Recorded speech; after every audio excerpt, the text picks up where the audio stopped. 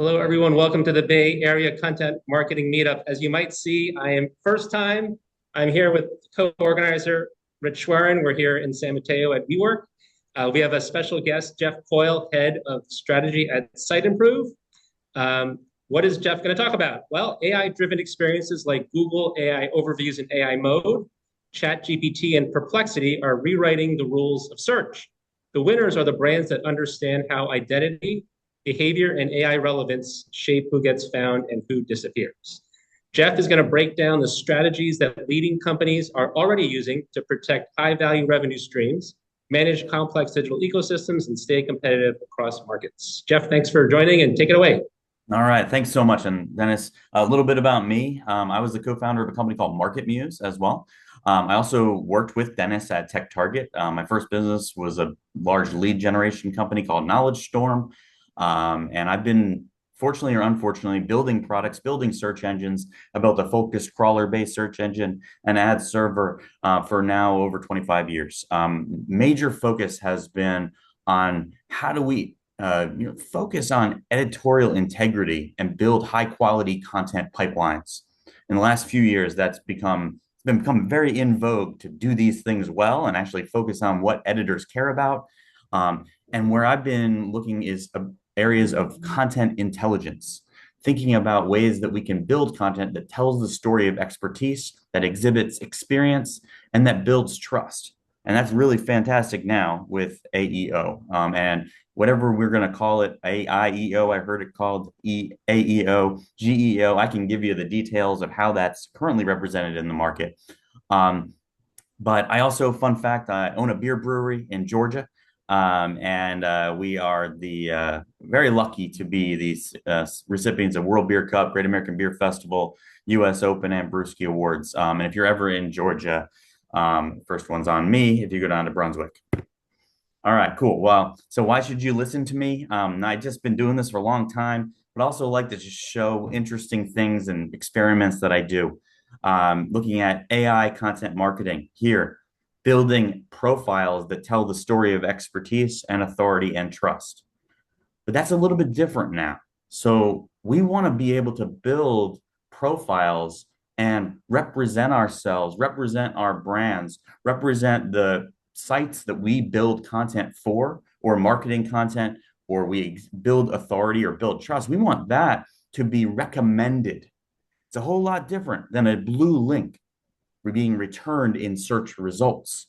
LLMs on their own don't have traditional search indexes.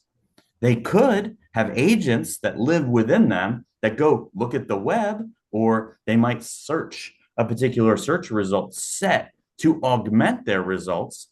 But we want to be in the mix, whether there's an agent going to the web. We want to be in the mix if it's citing a source. And we also just naturally want to be in the mix for things where there could be a recommendation in place. And these are the wins that we can provide. This is why there's a completely different way that we're shaping and reframing AI search. Because AI content strategy and content strategy is tremendously disruptive. In my life, day to day, AI agents, they're not tools. So I talked to a lot of teams. AI agents are not tools for me. They are active digital participants. They collaborate with me. They remember. They evolve. I always have a separate computer running a focus group, looking at a PowerPoint presentation, trying to understand ways that I could think a little differently, be more empathetic, be more, in tune with particular changes and market events or market trends. It really means that we get to shape what the agentic web becomes. And I like to define this because right now we lived in a world where we were building websites so that people could find us like it was a directory, right? Then we said, wait, we can build content that search engines and search engine crawlers could go and access so that I might be one of those 10 blue links. Now we're building content such that other types of crawlers, other types of ingesters of information, even thinking about content as a raw material, are shaping what the future of the agentic web will become. Imagine an entire shadow web of the information that agents can see. For now, we're looking at this to say, what does OpenAI's LLM ingestion to build the next model? That's a different type of crawler. What do they see when they come look at my digital estate? But also, what does, for example, Perplexity's on the fly agent or RAG or retrieval augmented generation profile see when I search for a particular query?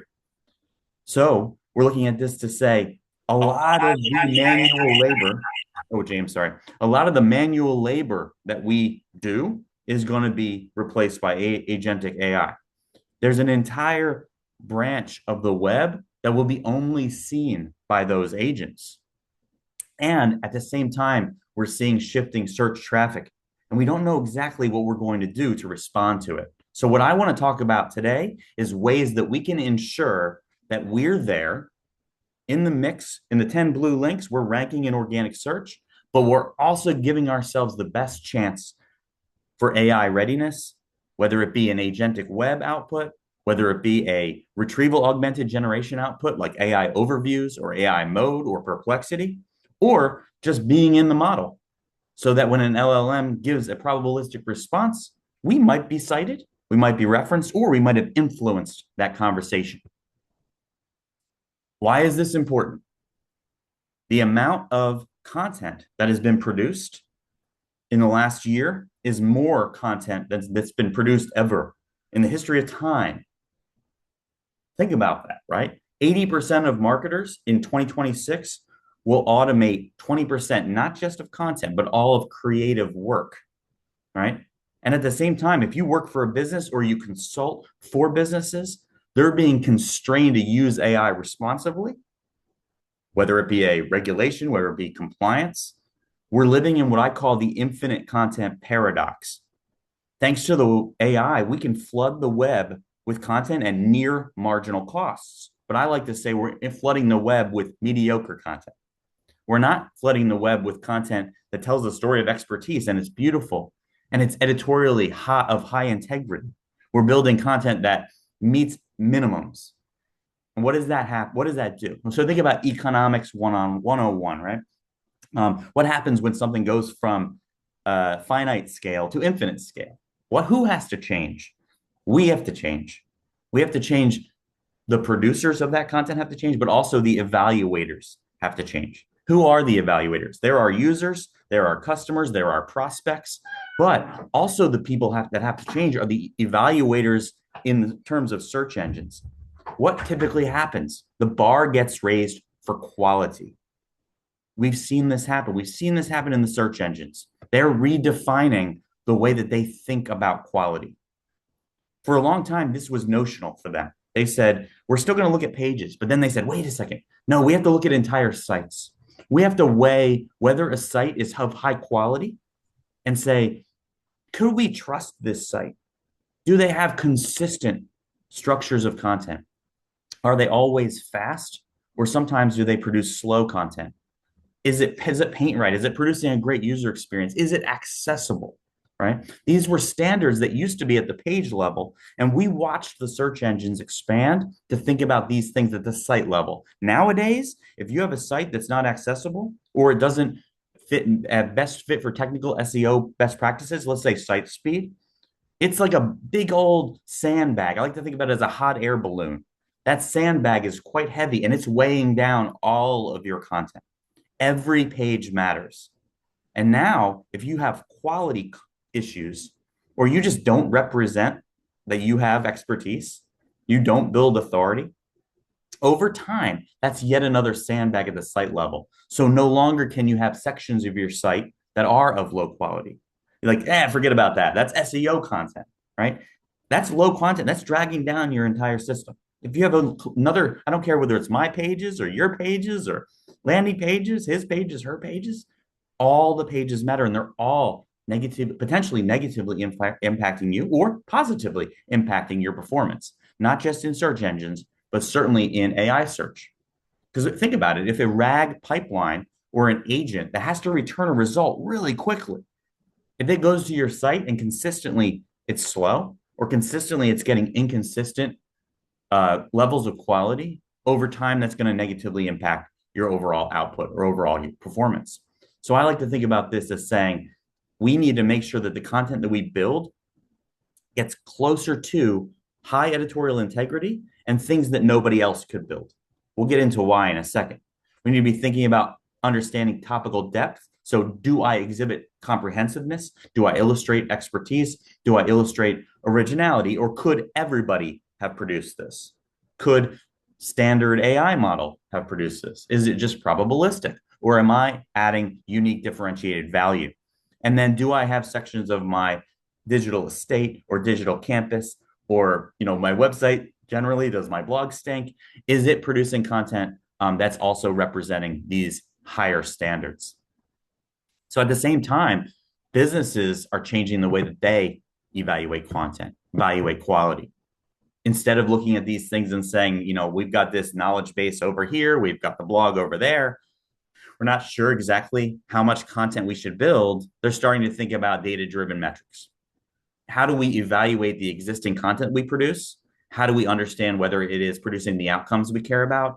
Could we even quantify quality? Can we quantify quality like we might quantify, content layout shift, right?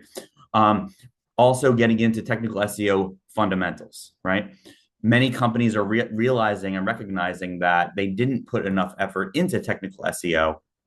They're having to go back and say, oh, wow, yeah, our problematic accessibility issues, not only are they giving us a compliance risk, but they're also making it such that when these particular LLMs, crawlers come visit our site, we're not giving them the best experience that we can. Finally, because that whole site matters concept, maybe if they're on the blog, they're getting something very casual or error prone. But on another section of the site, it's very formal. Having consistent style, having consistent authenticity, those are driving wins. So teams are being more likely, the teams that are really expanding and focused on this are saying, I need to be able to predict how much content to build, and I need to make sure that I'm building content that exhibits expertise consistently. That's what's driving wins. That's what's driving consistent sentiment. That's what's driving consistent wins with AI search or AEO. Because when we look at this, authority compounds. Just like, if over time, if I go and build the best review of the brand new iPhone and I go put it on dennis'sblog.com, it's not really going to perform very well. But if I put that exact same article on CNET, it will. The answer to the why is hypercritical. Because you've built that authority over time, your reviews, whether you like CNET or not, are relatively consistent. They have high quality experiences. They, typically drive, a lot of dwell time. These are things that are illustrating expertise such that the next page I create, if it's on that topic or similar topics, has the best chance to succeed. Quantifying that is critical. Building content in this world and having high authority makes you now citation worthy for AI search. If you do not have citation worthy content, if you're not influencing the synthesized content that you see in an AI overview or in an LLM response, if you're not part of that experience, you're basically invisible to these outcomes, right? So it's not just about one page or page type ranking well. It's that entire content footprint telling the story that I should be considered a candidate to influence that outcome. It's a big difference for marketing teams. There's going to be a lot of content we build that maybe won't get any direct traffic. It may only be found through third-party citations from AI search. It may only be found after users get to my main landing page and they link and click to that second page. It may not be a landing page on its own, but it's driving a lot of value because it's continuing the obvious story that I'm the expert. It's building the next stage of the funnel for me.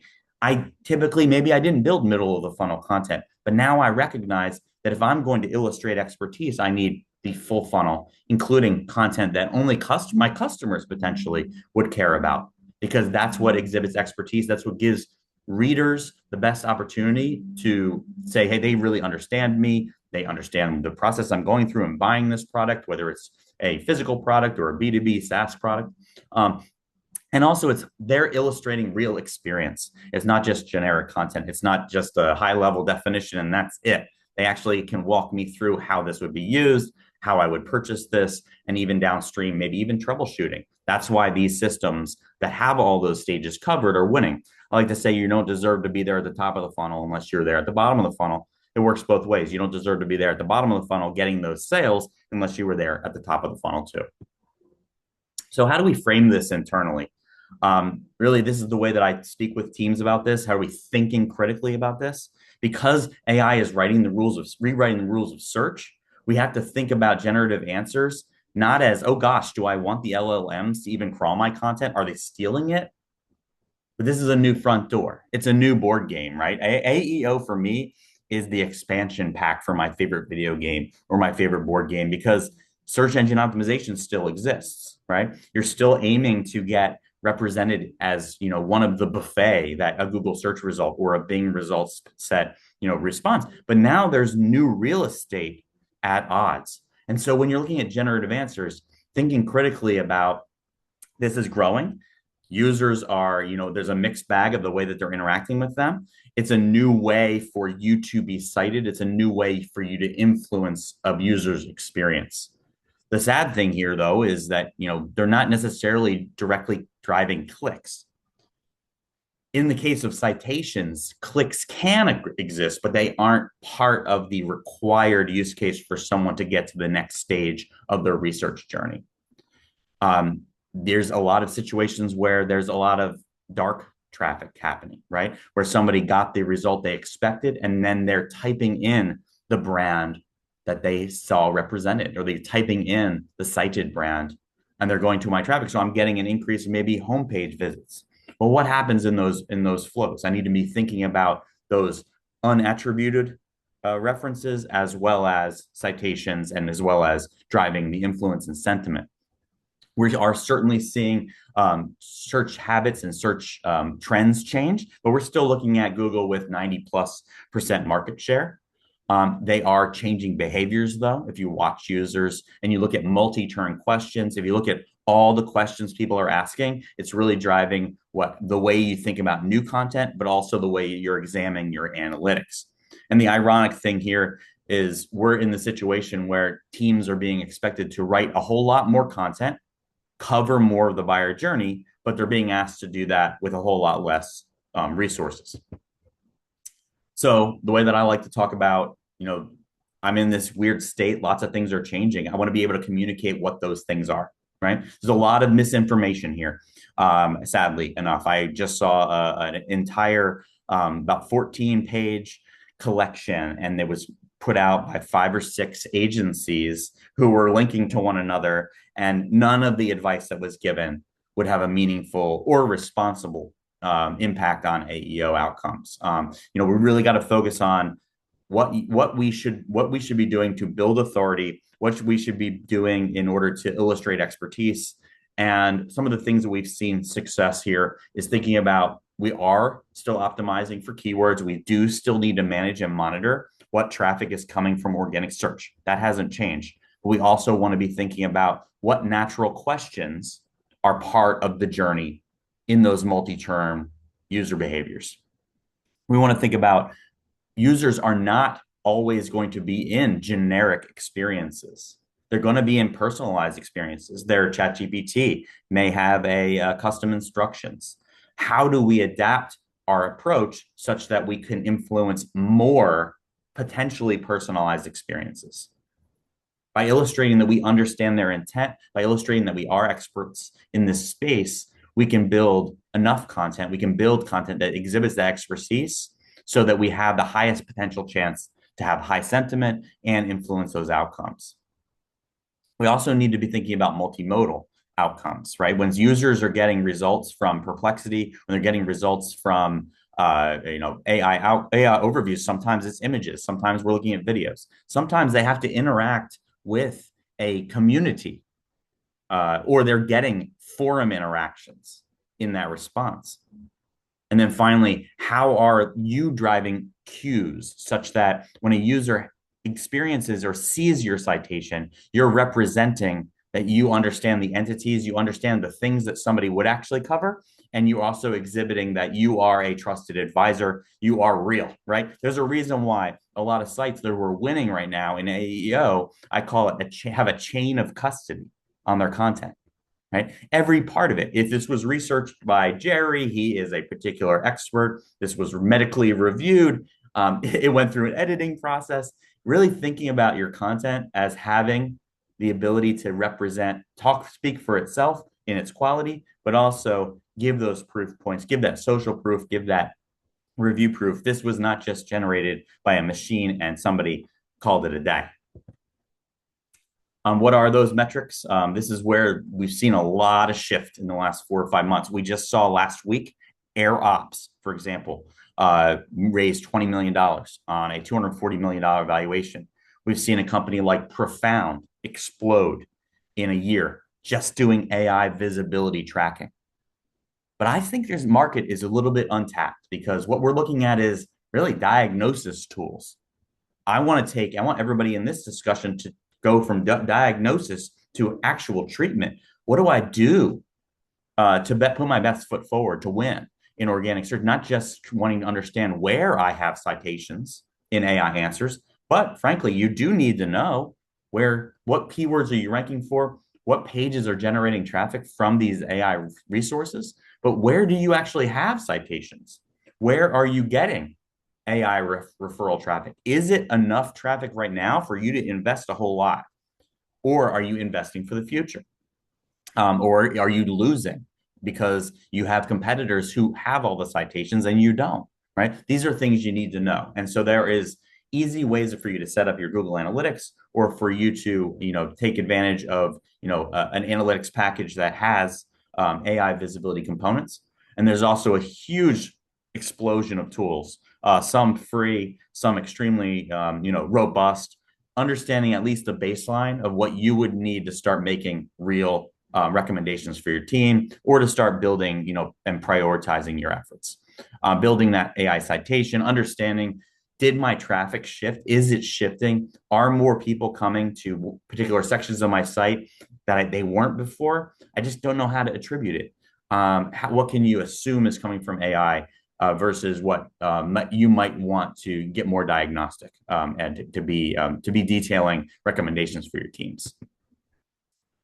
And then last, before I get into some specific examples, want to get into kind of the technical side, and then I'll stop for some questions midstream before we go on. But I like to talk about this from we have a lot of businesses who are like, I don't want to get crawled. Sure, okay, that is one posture, but you are pulling yourself out of influencing these conversations. These conversations are absolutely happening, and it's the potential that other people are controlling that conversation about your brand if you're not influencing it. So be aware, understanding, do you have access to logs? Do you have access to this diagnostic information? What bots are visiting you? What experiences are they having? And what content are they serving? Those things are really, really critical.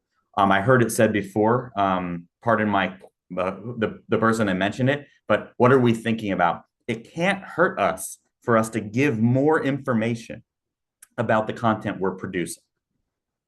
It may not have a direct correlative win, right? But when we're able to give more information, it's less likely that we'll be misinterpreted. It's less likely that we may be perceived as having content that isn't structured very well or is unclear. So there's always a lot of, both from a structure and both from sections of a site. Is this clear? Is this accessible? Are my headers clear? Is this chunkable content? Is the content that I'm writing in standard prose? Is it oddly formatted? All of those things are contributable to AI visibility. And thinking about this from a content perspective, just be aware, but don't just put lists of questions everywhere. It's not well. I'm going to get into a little bit more details about fan out and the way that RAG systems work. But basically thinking about the questions that Google may or the search engines may also include in their retrieval processes, getting into, are my pages structured, and then making sure that the facts and the claims that you make in your content are editorially justified. These are all best practices, and these can drive huge wins. So being able to analyze your content and take a very quantitative lens on things that historically were not is a superpower right now for teams. And this is something that you can have access that you have access to in commercial AI. And there are advanced solutions to get even more detailed. Before I get into some of the more specific examples, this was really just the basics of how to reframe the world for AI visibility. Dennis, Rich, are there some questions before we get into some examples to go through? Yes, there are at least 10 questions. So let me pose a couple to you first. Love it. I'm just going to do it in the order that they were posted. Okay. Sean asks, what are key tactics for building authority beyond inbound links? Building authority beyond inbound links. So one of the core things is understanding your existing content inventory. So where you have breadth and depth of coverage on a particular topic. So one of the ways you can think about that is to say what topics would an expert cover on this particular thing, whatever the topic that you're covering, or the use case, or the job to be done, and then going a little bit deeper and saying what related concepts do I need to cover in order to appeal to my buyer journey, in order to appeal to my target persona, and do I have those pages? So it's not just a traditional top of funnel, middle of funnel, and bottom of funnel, but also, am I illustrating expertise? Does this particular journey require real experiences? If it's a physical product, certainly. These are reviews. If I'm giving advice on how to buy something, am I illustrating that with real experience? And then also, it's certainly industry specific. If I'm in something like they call it your money or your life zones, which would be things like financial advice, if I'm legal advice or medical, I'm going to have to go even further to build authority and illustrate expertise and legitimize who I am to build that trust. Building momentum over time is hypercritical as well. So where I have a consistent content that consistently tells a story of expertise, and then I'm building content, like comprehensive clusters of content, comprehensive pipelines that illustrate that I understand what the next page should be, how to wayfind through my site, internal linking, and structure there. Off-page factors, certainly important here. So off-page links are going to build authority. I always recommend do not manipulate these things. Do not manipulate authenticity. So if you're building unnatural links, that can be a negative. If you're these are early stage processes. For example, Google AI overviews, Perplexity. Unfortunately, right now they are very manipulable with some content practices that I would not advise for. But basically, if you are putting yourself into conversations, making sure that they're authentic is going to give you a long-term shelf life. So I wouldn't say just going into a bunch of forums and spam them. That's going to give you maybe a short-term burst, but it's going to cause you major problems downstream. So responsibly thinking about your existing content presence and then the content presence of your partners, communities where you have a presence, are all best practices in addition to some of the structural things for building authority that I walked through. Awesome question. Very good. How about one more? There's two questions from Jimson. Yep. The first is, how do you know an LLM searches all the pages and even all the chunks? And the second question is it confirmed that ChatGPT uses multimedia content? I'm aware that Google has it due to their infrastructure, but ChatGPT uses Bing, and as far as I know, doesn't get multimedia content. That's an awesome question. I think I answer it in the next few slides as far as the some of the differences between LLM outputs and ChatGPT is what I call a mixed bag, right? What you receive from them is certainly model dependent, whether it's using reasoning steps, whether you have custom instructions, and whether it determines that it needs fresh results from the web, or as part of the tools that it has in use, whether it needs search results. It doesn't always think that it needs search results to solve a problem. So those are all really, really independent. These are all dependencies. Does it provide multimodal output? I mean, yes, absolutely. I mean, there's certain tool usage that it's exhibiting that shows, for example, product listings in its results. There's also where it is scanning where it has the mode of only pulling textual content, or it has shown examples where it has crawled sites and indexed dynamic content. So I would recommend you looking at your site and the different bot types and what experience they're having on your site. So when off the top of my head, I could go listing the crawler lists, but there's multiple different callers, there's multiple different agentic referrers. Just determine what they're seeing when they look at your site. Yeah, for sure. I can get into some really specific examples, which I will in the next arc of this presentation, which I think will answer a couple parts of that as well. So we'll go one more. Yeah. I wonder if you covered the first one. How do you know that? What was it? How do you know that the LLM searches all the pages? Aha! I'll show you that in the next few slides. Okay. You want to continue, or you want one more? Well, it searches all pages. That's a little bit ambiguous. Is the LLM? I think you meant. I'll answer a couple questions. We'll answer a couple questions.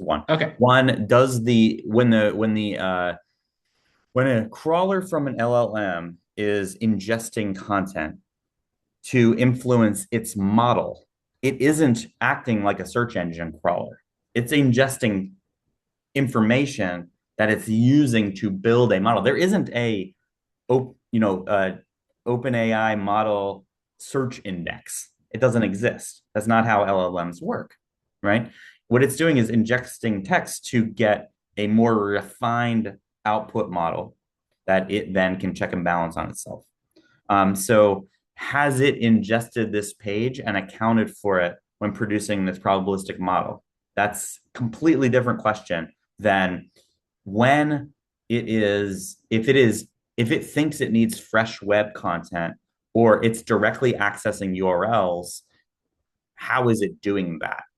That's a big difference. So that's the differentiation there. So and I'll show a few examples of this shortly, but I love that question. It really explains the difference between RAG, AI overviews, AI mode, Perplexity, and like a generic LLM. So I'm going to go into it, and then you can ask some questions on the tail end as well. Does that sound good? All right. Good. So Google AI overviews. Okay. So my goal is I want everybody on this call to be able to tell their friend how AI overviews works. Then I will know that I've at least done one thing right today. This is an example. I own a beer brewery. I write content. I use my brewery website to test a lot of these things. What is Google AI overviews? This is Google saying, hey, I think my search results are really good.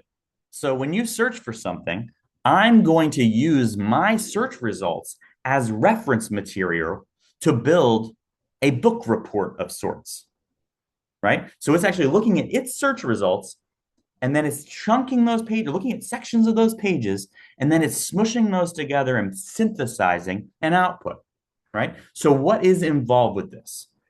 Deep query analysis. This is the part that most people overlook. When I typed in this case, golden ale, right? Google is not just doing one search result for golden ale anymore. What it's doing is called a query fan out. And that's a fancy way of saying, I'm going to look at many results. I'm going to then look at all of those search results and build a big pool of pages. I'm then going to use that big, huge pool. Maybe I looked at 30 results. I'm going to look at all the results from them to synthesize the best possible response. After I've figured out what type of response should I deliver, right? So let's just say I say, what is the capital of North Dakota? That's Bismarck, right? That's an factoid output. Perhaps this response deserves a mixture of opinions or perspectives. Maybe there's a prevailing perspective, but there's also some alternative perspectives. Google is trying to figure out, are those prevailing perspectives, that consensus they call it, is that marginalized by other perspectives? So if I were to say the capital of North Dakota is Trenton, right? I'm from New Jersey, so I'm going to tell you Trenton, right? I'm wrong. That's a marginalizing, inappropriate, inaccurate response. So what Google's trying to figure out is by analyzing more queries, understanding more parts of the journey, what should that ideal response be? And it's doing that by looking at lots of different queries. It uses its own results and it's assembling that list of queries. It's then synthesizing this outcome. Can you influence this? Absolutely. Google AI mode is also retrieval augmented generation. It's very similar in process. It uses Google results. It's assembling that list of queries, but Google is saying if you were in this conversational interaction, I'm going to assemble this to be a little bit more like I'm putting together multiple different possible buffets. Until I know what your intent is, I'm going to act a little bit more like a reference response than a supplement to a search result. So it's a different technology, and we're watching it evolve in front of our eyes. It also gets more and more personalized in your individual experiences. So in this case, what you see is a situation where I've analyzed the query fan out, analyzed the potential queries that are in here, and built content to satisfy that entire journey, such that there's 3 citations from one site, and my brand is specifically mentioned amongst the group of brands for this particular query. So that's the outcome that you want to be thinking about. For Perplexity, again, similar situation. Looking at a collection of search results, it's not necessarily coming from Google search results, right? It's coming from their current search reference du jour, and they're looking at a query fan out. It's not as complex as Google's. It's pretty rudimentary, very much something you can analyze. It uses an ensemble of search results. It's a different technology, but conceptually, this is what it's doing. Perplexity is looking at search results from a lot of different queries, and then it's synthesizing a response from those results for those queries. Now, to the question before, I think this answers components of it. What is ChatGPT then? It's an LLM output by default. It is an agentic framework. That doesn't mean everything's an AI agent, but it thinks to itself, does this user want just a response that I can give it with my LLM output that isn't looking at the web? At one time, it ingested content to learn from, but it's not actually going fresh. It's not going, hey, go to the web right now. Go hit a search result now. So by default, that ChatGPT output, that LLM output, maybe you're using Olama on your desktop and you're using an open source output that doesn't have agentic frameworks, right? That default output is not necessarily going to produce from an agent or from a RAG pipeline. So that's what we're seeing here. How do you know that, Jeff? Well, I can ask it. Did you fetch any pages when you gave me that response? Nope, I didn't fetch any or open any web pages in that response. Everything in that description was drawn from my internal knowledge base, which includes information up to mid-2024 from standard style frameworks, like the BJCP and Brewers Association guidelines. Would you like me to verify this with the latest revisions? Okay, I'm getting there. I'm learning that, hey, wait a second, it's using a 2024 framework. It really considers this BJCP as the beer judge companion, or beer judge is a beer brewing association guideline. That's what it considers authoritative, and it didn't go look at the web. All right, well, tell me a little bit more about the types of content that you're seeing are authoritative. Oh, I considered the 2021 version of this. I considered this 2024. I looked at classic references. I also love these brewing texts. Okay, so I'm learning about the types of content that when an LLM on its own was ingesting, these are the ones that it considered to be extremely valuable for this research. Now we get into, what does mixed bag mean, Jeff? Because I just showed you that this response came from an LLM and it didn't go look at the web. It was looking at historical references. It probabilistically responded based on its existing model. But if I ask it a little bit differently, if I put more complex queries in, ChatGPT may need to go cite the web. It may need to go look for fresh responses. Because if I look for the best US golden ales, what if it responds probabilistically with something from the UK? Or what if it says that I should go look at something that hasn't been produced in 3 years? It's producing bad results. So this agentic framework is saying, oh, when they're asking for a superlative, I need to go search the web. Cool. Awesome. So you want this to be you. This is AEO, right? When it determined it needed fresh results, I need to be that primary source. That's the practice. That's the new discipline. Anyone that says search engine optimization is dead is missing the huge boat. You need to be amazing at SEO now. You need to be a technical SEO. You need to have strong accessibility, and you need to build content that exhibits signals of expertise such that when it needs a live source, you're at the top of that list. When it needs a fresh source, you're at the top of that list. And you also need to reference that sentiment is always a work in progress. You're going to always need to monitor and manage sentiment. You're always going to be wanting to build your brand, right? I love it how people are saying, oh, it's just branding. We just need to build branding. What does that mean? That's like giving somebody who's never driven a car a Lamborghini and saying, yeah, it's just drive this thing, right? We need to be thinking about how we build our brand and that it is an ongoing process of content creation, sentiment management, off page through PR, off page through community management. All of these things are an ongoing reference. So what can we do to continue to win? And to your question before, what are these things? We need to operationalize EEAT. That's expertise. What content needs experience, authoritativeness, and trust. We need real author bios. We need real credentials. We need to show real experience in the content we produce, make sure everything is unified and consistent. We need to be high hygiene. I heard schema said before, but does the web tell the story that we're a real entity, that we are a legitimate practicing thing? And then being where AI is ingesting, not just our site, but other areas, but certainly make sure we're investing real time, real energy, and exhibiting real experience. We've already seen cheating here kill companies, not just small companies, not just small brands. Don't cheat here. It has a major negative impact once it is caught, once it is vetted, once it creates any sort of negative profile. The impact of that in not ever being cited can be longstanding. And because remember, these are much more immature systems. Google, for example, it doesn't have a high priority in dealing with somebody who is trying to abuse their game right now, like they would have in the search results before. So the baselines are there, and there's ways to really sharpen these knives. I'm going to stop right there. And if there's any more additional questions, and then we'll get into kind of the my plan for teams who are attacking this.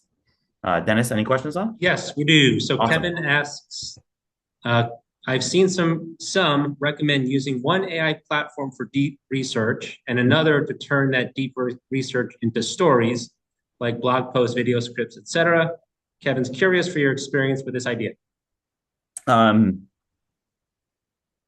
Is a human in the loop is one thing. Are you influencing these steps? Is every section of this page, every content item that you're creating, is it content that only you could have created? Does it have your fingerprint on it? Is it part of the sea of sameness? That would be, I don't care about what software you're using, but is it grounded to your existing content? Do you have a knowledge base that it's using so that it's personalized? Is it illustrating that you actually know what you're talking about? Right? These are all the components that should be vetting. I actually have a checklist that I hand to teams to check if the answer to your question, which I'll send to Dennis and Rich, they can provide, really for editorial integrity. What are the things we want to make sure have custom inputs?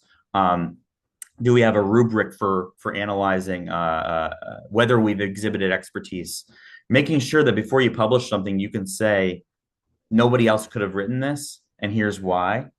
That's really part of ways to win right now, regardless of what the platform you're using is, for sure. I build comprehensive content briefs at scale with my own software. That's what Market Muse did, and that's what Siteimprove Content Blueprint AI does.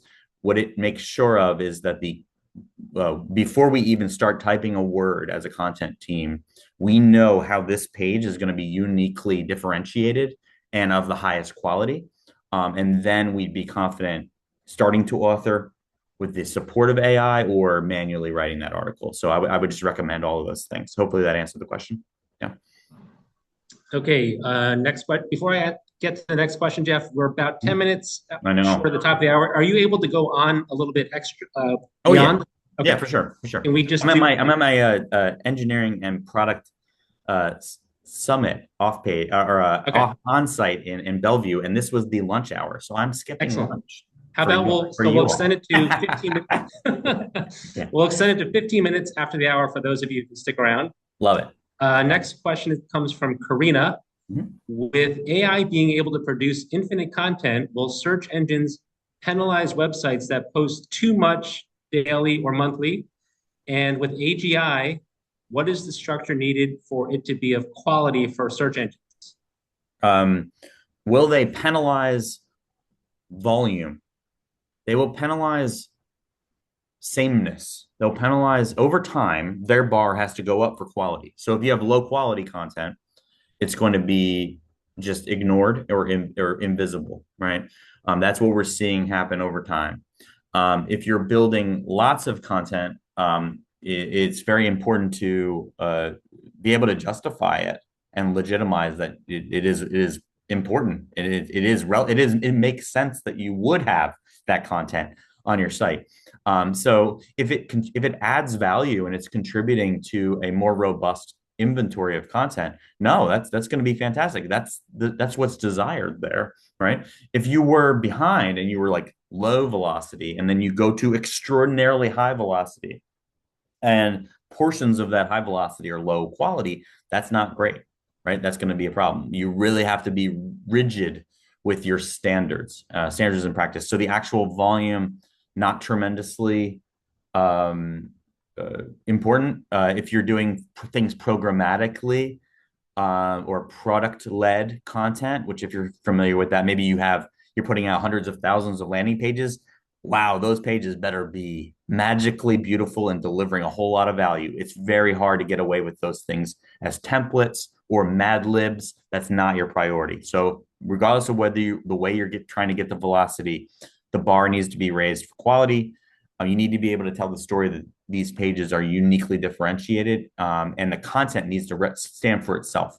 It needs to illustrate expertise, tell that story of legitimacy. Anything less than that puts your business at risk. If you do a high velocity spike, I would always recommend tactically that you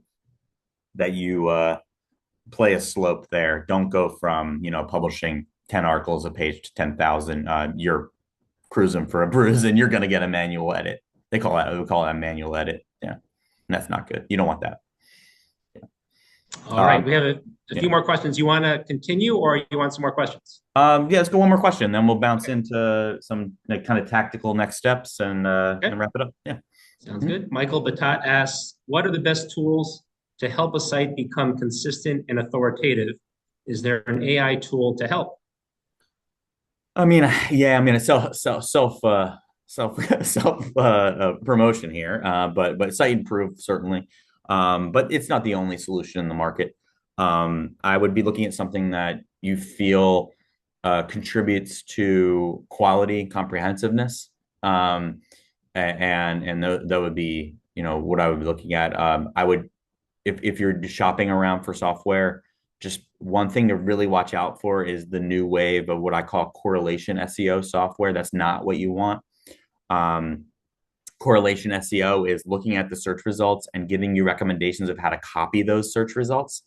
The new wave of software that I would say run away from is looking at AI outputs and telling you how to copy the AI outputs. It doesn't work in practice because of some of the things I've discussed with you, things like query fan out, but things like producing content that is very generic. So uh, what I would be looking to experiment with if you're a do-it-yourselfer or you like to work on those content pipelines. Look at some agentic infrastructure. Um, Look at I have a webinar about AI agents and doing them responsibly. If you want to check that out with Andrew Amen. And then if you have any questions about particular agentic frameworks, I would start looking to those if it was not something where you wanted to buy a commercial software.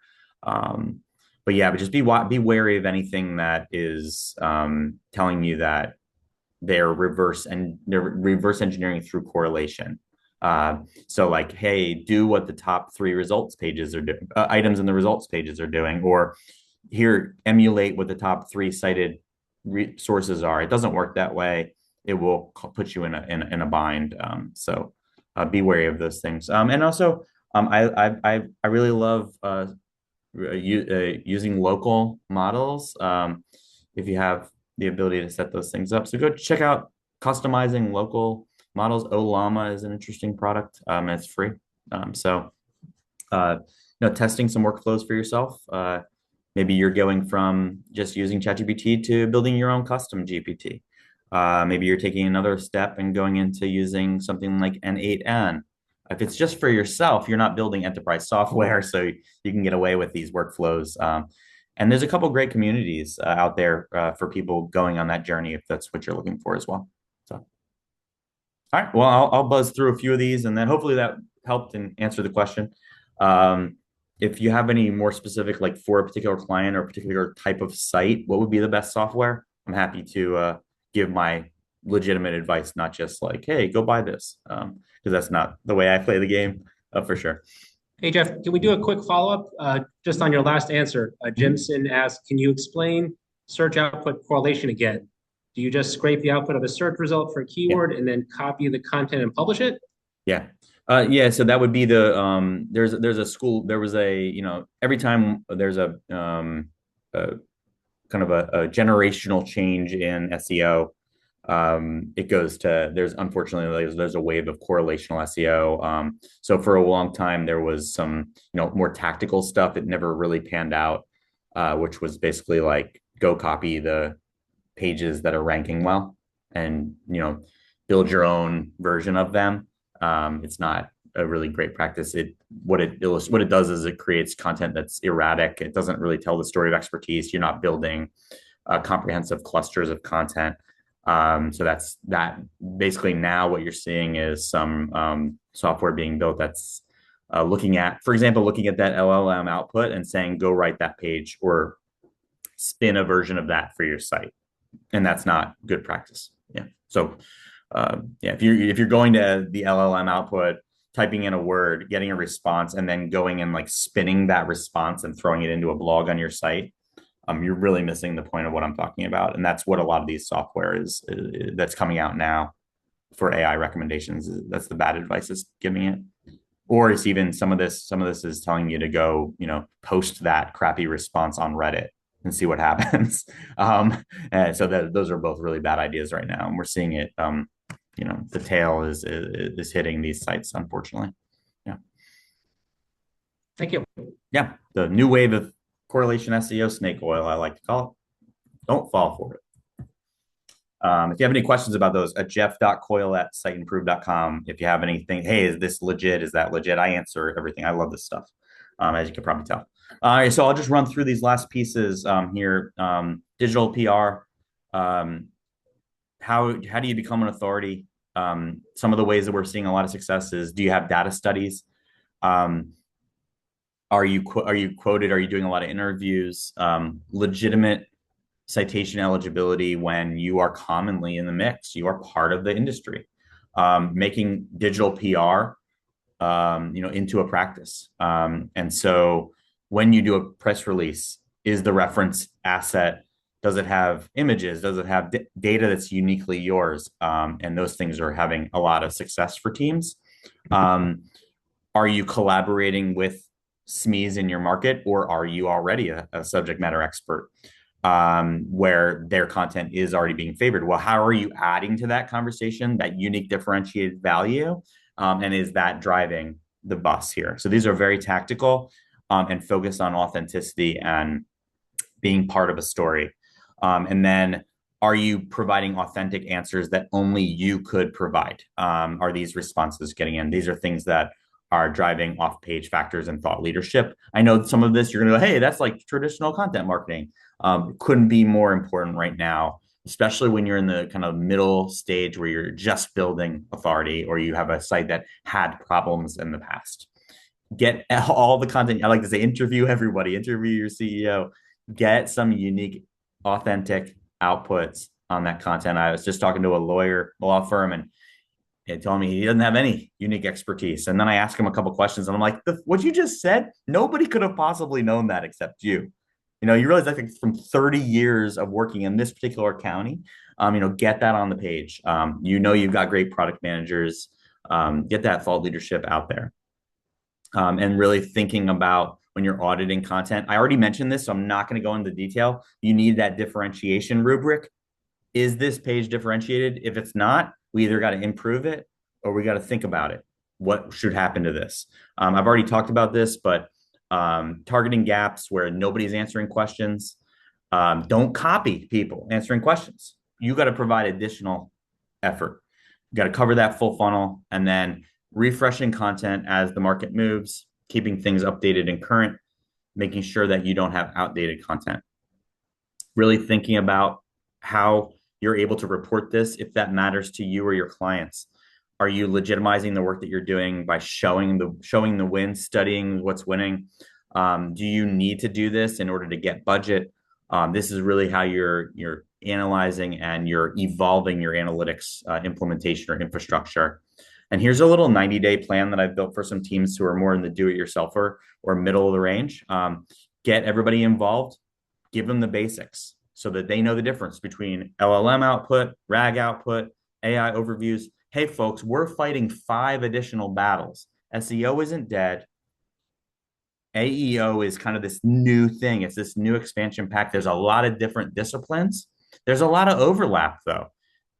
With AEO, a lot of it is about what we prioritize that we might not have before. Many of these things are, doing the best job you can for accessibility, being the best tech SEO in the world. That gives me the invite to the party. But we can't always prioritize doing all of those things. We just have to acknowledge that they are actually making me less AI ready, just like it's making me less search engine crawler ready, right? We're prioritizing differently, understanding that we need to use our analytics a little differently, potentially. We need to understand what quick wins are there. Do we have a bunch of PDFs that, stink and they're just structured poorly? Do we have a section of our site that hasn't been updated in years? How can we find those gaps? Think about scaling content with an eye for authenticity and quality.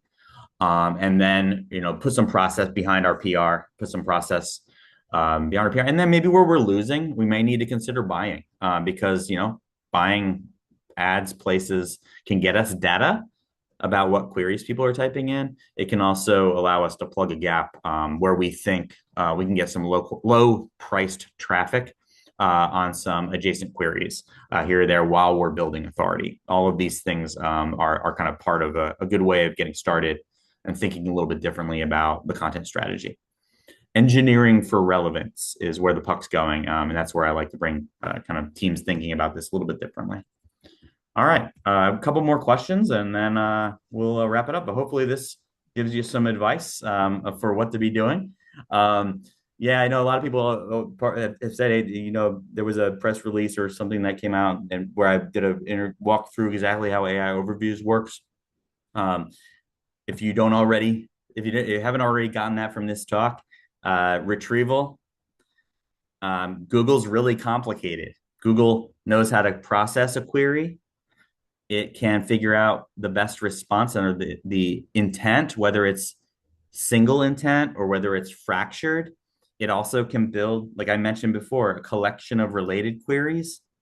It then can go look at its own search results, determine what of that content is worth synthesizing, citing, and then determine whether it's aligned with facts. So is this factually accurate? Is this providing unique differentiated value? They call that information gain. It's actually bringing something new to the story. is the thing that it's bringing that's new to the story actually helping my bad book report to be a better book report, right? And then, should I cite this? Is this one of the more meaningful references for somebody who's now wants to dig in after reading that teaser? They want to understand where it came from. They want to learn more about the brand that was cited with positive sentiment or with negative sentiment, whatever the case may be. So, AI overviews, Perplexity, AI mode, the newest collection of RAG theories. This is the basics of how they work. So hopefully that was extremely helpful, and gives you a little bit more information about what next steps should be for you and your business. So, all right, Dennis, what else we Yes. got? Questions? Yes, confirming it was extremely helpful. A couple more from the chat. Mhm. Heather, you were talking about the multi-agency paper where they tried to like link to each other. And Mhm. Heather asks, why do you think it wasn't something that LLMs would pick up? Um, Maybe I misunderstood the question. Multi-agent, You, re-ask you that? remember you were talking about this case where all these agencies link to each other to try to Oh, like, yes. yeah. Right. She's asking why didn't that work? No, that's just there's a tactic where it kind of like ABCing sentiment. So if Dennis, if I think you're amazing, I might just publish a bunch of content and weave into the content that you are, the best at what you do. And then you might do the same thing for Rich, and then Rich does the same thing for someone else, and then that person does the same thing for me. It's just weak, weak practice. It's kind of, over time, it just doesn't have a tremendous real impact on a business. It can right now because these systems and technologies are a little bit um, low maturity. You can manipulate them pretty readily, but over time, it's just not very business responsible, and then you're not going to win long term, and it could have some really negative impacts on you. It's called site reputation abuse, if you want to look at it. Technically, it's against Google's terms of service, and over time, you get caught in the end. So that was what I was referencing. Yeah. But are you saying the LLM can figure out that gaming today or that they will soon figure it out? RAG components Right. of the RAG pipelines Yeah. are early maturity, such that they aren't policing that actively, but over every cycle of these technologies gets better and better and better and more able to police that. Better. Yeah, for sure. Makes sense.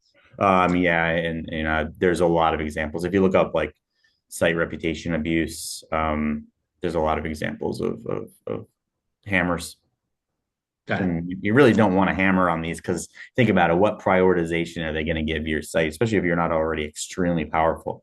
If you were scheming these things, um, the recovery is going to be really really tough for you. Someone like a Forbes who was famously hit for site reputation abuse. Um, you know, they have they can go plead their case, but if you're not a Forbes, you know, it's gonna be a Got it. long process for you, unfortunately. Yeah. Got it. Sometimes they Okay. do it. Sometimes it's done for sport. Like there's a lot of SEOs that will just, they're doing it to just, you know, show that they can. And so yeah, just separate that from the norm. Yeah, it can be Okay. very, very misleading. Okay. Next one from James. If humans have determined that a new brand provides value, might that value disappear if AI doesn't share that view? Yes, absolutely. If, for example, if humans are building this and yeah, but let's just say for the argument's sake, the use case, they don't allow um, crawlers to access any of their content. Um, Over time, the sentiment for their brand in the LLM outputs and the RAG outputs will be driven by third party only. They are not controlling their own story unless they are, part of the content production of those third party sites. So if, for example, there is no third party um, uh, content or influence there, then you could be building that and not following through and not getting the massive success that you can have.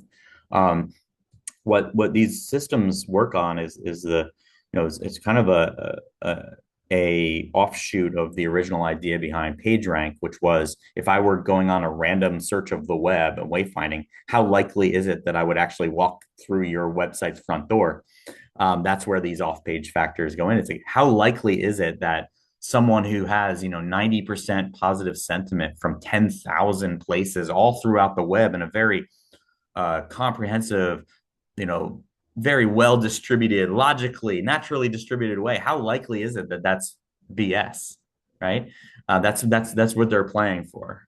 So as that brand builds, doing things that represent that profile, or that that posture that a great brand would have, is where you can kind of coach the wins, or not coach the wins and let other people tell your story, or let people who are more aggressive tell a negative story. So I really didn't get into sentiment, but yeah, if brands producing content that is has not even contributing to their own sentiment is another big challenge. So yeah. All right, Well, we're over going to make time. this. Yeah. Mm-hmm. Yep. We'll make this the final question, and I'm Okay. going to sneak in one of my own, Cool. which is you have such depth of knowledge on here's why something happened, here's how it works, here's Mm-hmm. what to do, here's what not to do. And I Right. think many of us on this meeting would like to have a similar level of expertise for our own benefit. So Mm-hmm. how do you go about acquiring the knowledge that you've shared today? Um, Unfortunately for myself, a lot of it is completely brand new technology. So I've had to do like exhaustive research. I mean, I've analyzed millions of, I fetch hundreds of millions of Google search results every month, just as part of my job. And so as part of that, I certainly analyze AI overviews at scale. Really looked at the possible ways these things could be coded. I will absolutely share this presentation with you. I've done a number of other webinars that I'll send to Dennis if you want to look at them. As far as acquiring this for yourself, some of the steps, ask. The one cool thing about probabilistic AI models is you can just like ask them the questions. How did you construct this? It might not always be perfect, but it's going to give you a little bit closer to an understanding about the way these works, the way these processes work. Uh, make sure when you're doing query analysis, you're doing it incognito, which means like not influenced by your personalization. You're also potentially doing these things from a personalized browser just to see how they're different. And then looking at your logs, how are these search engines, how are these AI crawlers looking at the websites you care about? How are you representing yourself? Use Google Search Console, use Bing Webmaster Tools. Um, Try to get to the point where you really understand what foot forward are you putting with this site, and then go from there. And if you have any specific questions, I honestly, if you have any specific ones, please ask them. And if it's about a particular site, I really love doing this stuff, and I will go check out particular pages, sites. Something's really bothering you. Why is this competitor winning? I know it can be really, really painful. Even, for me, I work with now it's 7,000 customers. I don't work with all of them, but working with massive sites. Then there's small sites that have really tough competitors who seem to win, even though their quality isn't that great. And I know that can be really challenging. So, yeah. Well, we are out of time, Jeff. We do want to allow you to go grab a bite and enjoy your offsite meetings. So Yeah. thank you so much for joining us. And so Mhm. there's Jeff's contact info. Mhm. Um, And stay tuned for the next meetup. I think we have one coming up in December. Thanks for being here. Thanks for the feedback. Thanks for the questions, and I look forward to any questions you have as follow up. And then I'll make this deck also available for anyone Excellent. that needs it. All right. Well, All right. thank you Thanks, so Jeff. much, and Thanks, thanks, everyone. Rich, for the opportunity. It's always the best group. Great questions and super engaged. I really, really appreciate it. Take care, everyone.